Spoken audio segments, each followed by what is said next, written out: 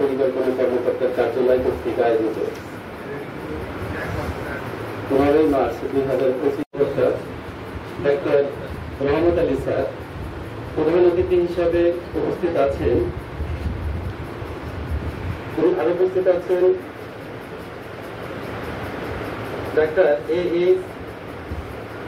মোহাম্মদুল্লাহ, উপজেলা পরিবার পরিকল্পনা 6 থেকে 11 মাস ভিটামিন ক্যাপসুল দেওয়া হবে। আর একটা হচ্ছে 12 থেকে 59 এই ক্যাপসুল বিতরণে আমরা যে কর্ম পরিকল্পনাটা নিয়েছি অলরেডি এটা আপনাদের সবাইকে বিতরণ করা হয়েছে।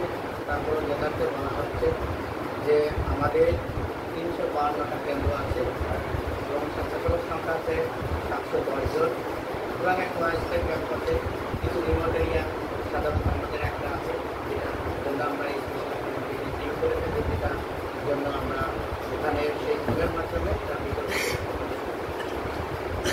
ভিটামিন এ প্লাস যে ক্যাম্পেইন, এই ক্যাম্পেইনের যদি অতীতের রেকর্ড আমরা আমাদের রাজবাড়ী সদর উপজেলায় দেখিয়ে থাকি তাহলে দেখা যায় যে ন্যাশনালি যেটা তার চেয়ে আমাদের সেক্টর আলহামদুলিল্লাহ অনেক ভালো।